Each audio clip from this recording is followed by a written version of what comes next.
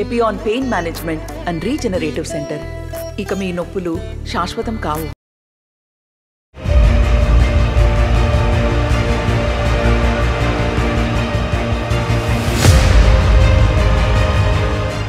దేశవ్యాప్తంగా లోక్సభ ఎన్నికలు మరికొద్ది రోజుల్లో జరగబోతున్నాయి.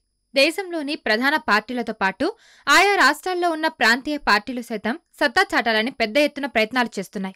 ఇదంతా ఒక ఎత్తు అయితే తెలంగాణ రాజధాని హైదరాబాద్ లోక్సభ సెగ్మెంట్ ఇప్పుడు ఆసక్తి రేకెత్తిస్తోంది.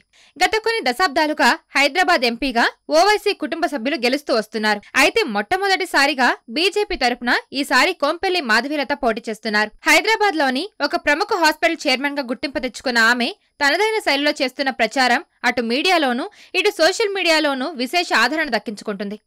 ఈ నేపథ్యంలో కొన్ని కేసులు కూడా నమోదవుతున్నాయి. ఆ సంగతి పక్కన పెడితే ఆమె గురించి పవన్ మాజీ భార్య రేణుదేశాయ్ చేస్తున్న సోషల్ మీడియా పోస్ట్ ఇప్పుడు చర్చనీయాంశమైంది.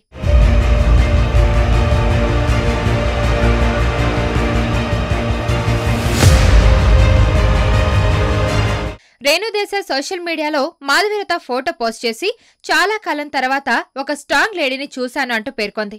అంతేకాదు, ఇలా చెప్తున్నందుకు నాకు ఎవరూ డబ్బు ఇవ్వడం లేదు, నాకు అనిపించింది చెప్పాను అంటూ ఆమె కౌంటర్ గా కూడా రాసుకురావడం హాట్ టాపిక్ గా అవుతుంది. ప్రస్తుతానికి ఆంధ్రప్రదేశ్ లో తెలుగుదేశం, బీజేపీ, జనసేన కూటమిగా ఏర్పడి ఎన్నికల బరిలోకి దిగాయి.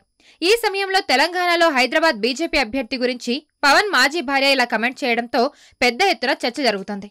జేఈఈ మెయిన్ 2024 ఫలితాల్లో సత్తా చాటిన రెజోనెన్స్ ప్రతి సబ్జెక్టులో 100% రిజల్ట్. హైదరాబాద్ లో ఉన్న ప్రతి క్యాంపస్ నుండి 99% రిజల్ట్. అంతేకాక కేవలం హైదరాబాద్ క్యాంపస్ నుండి 750 మంది విద్యార్థులను జేఈఈ అడ్వాన్స్ కు ఎంపిక చేసిన ఘనత రెజోనెన్స్ హైదరాబాద్ సొంతం.